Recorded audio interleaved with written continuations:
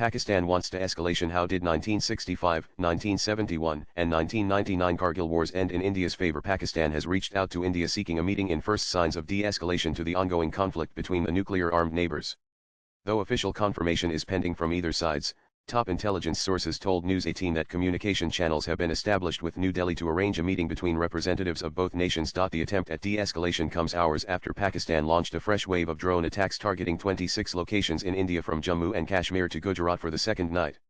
India said the attempts to hit vital installations, including airports and air bases, were successfully thwarted. On Wednesday, India had conducted precision strikes targeting terror launchpads in Pakistan and Pakistan-occupied Kashmir (Pak) in response to the April 22 Pahalgam attack that had cross-border linkages. India and Pakistan have to date been involved in 4 wars in 1948, 1965, 1971, and 1999, all of which ended in India's favor. Here's a look at how India responded to Pakistani aggression in each of these wars and what transpired on the final days. Nanan. The first war between India and Pakistan broke out shortly after partition, when Pakistan-backed tribal militias invaded the princely state of Jammu and Kashmir in October 1947.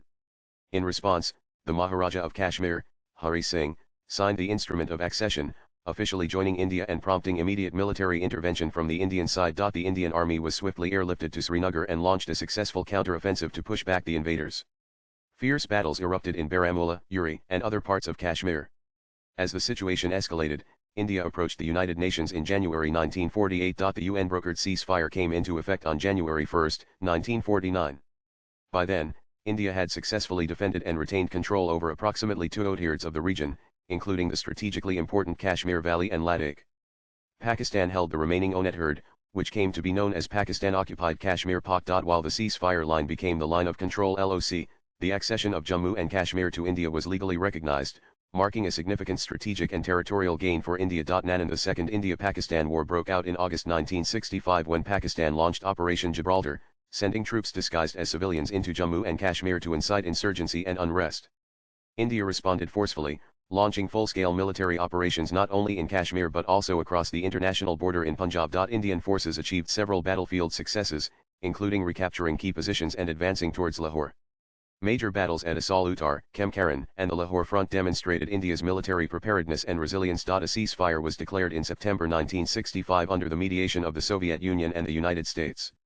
The Tashkent Agreement, signed in January 1966, required both nations to return to pre-war positions. Although the war ended in a military stalemate, India gained a strategic edge by demonstrating its military strength and political unity.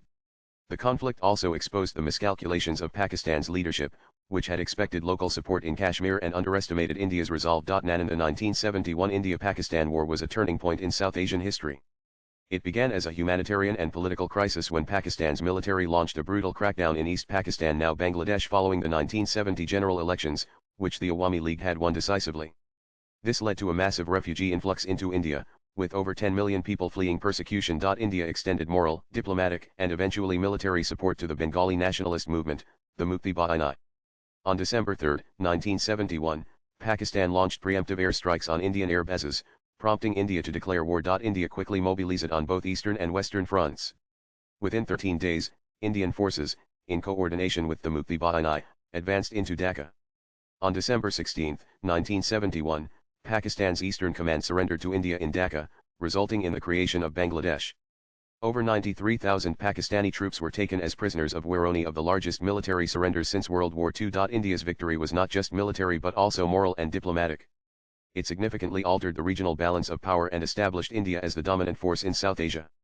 The Simla Agreement, signed in 1972, further committed both countries to resolve issues bilaterally, reinforcing India's diplomatic position. Nanan. This war erupted in 1999 in the Kargil region of Jammu and Kashmir when Pakistani soldiers and militants crossed the line of control and occupied strategic high-altitude positions on the Indian side, under the guise of Operation Badr.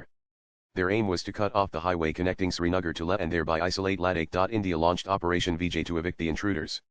Despite the difficult mountainous terrain and harsh weather, the Indian Army, with support from the Air Force, conducted precise and courageous assaults.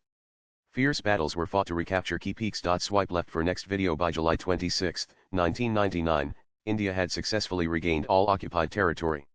The conflict ended with Pakistan withdrawing its forces under immense international pressure, especially from the United States. India's decision to not cross the line of control and maintain restraint earned it global diplomatic support. The war reaffirmed India's military capabilities and its commitment to respecting international norms. Latest blogs.